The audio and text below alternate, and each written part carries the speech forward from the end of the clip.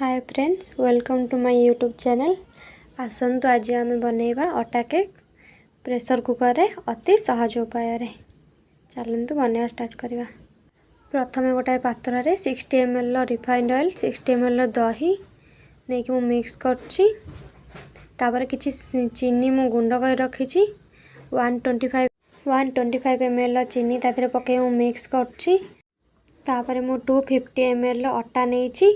अटा नहीं कि से मिक्स करछि भल भाव में गोटे साइड को मिक्स करेंगे। तापर 125 ml क्षीर नहीं क्षीर को अल्प अल्प कर पकई गोटे साइड बुलाई मिक्स करंतु। क्षीर पकई मिक्स कर सारा पर half tablespoon baking powder half teaspoon baking soda पकई ताको भल भाव में मिक्स कर नहीं। तापर भानिला एसेंस पकई ताको भल भाव में गोटाए साइड को मिक्स कर नहीं।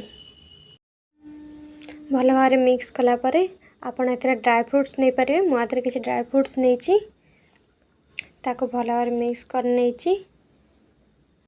देखंतु केक पे हम बैटर टी रेडी हो जाइए। तापर गोटा मोटा पात्र रे घी बा ऑयल लगे दिंतु। तापर किछि मैदा पकई ताको चारिआडे लगे दिंतु। तापर आम बैटर टी को देखो रेडी आई मोटा करेंगे पतला करेंगे नहीं। तापर तादे ढाई दिंतु। तापर मुझे सजाइवाई किसी ड्राई फ्रूट्स ऊपर दे देछि। देखो केक टी को मुझे सुंदर भाव में सजाई नहीं। यहाँ प्रेशर कुकर किसी लुण दे देछि ताको गरम कर नहीं। तापर तादे गोटे स्टैंड देकी आम बैटर टी को केक पई तादे रखी नहीं। तापर यह 45 मिनिट में बंद कर दिंतु। गैस सिम कर दिंतु। तापर 45 मिनिट पर आम केक रेडी हो जाइए। देखंतु ताको एबे गोटे प्लेट को काढ़ी नबा।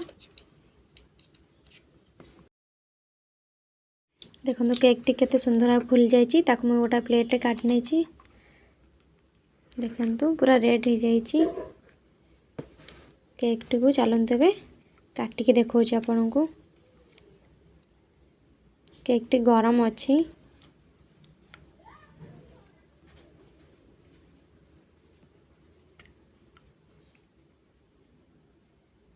देखंतु आम केक टी केते सॉफ्ट होइछि। एवं एही बड़ी न्यू रेसिपी वीडियो देखिया पई मो चैनल को लाइक शेयर सब्सक्राइब करिया को भूलिबेनी।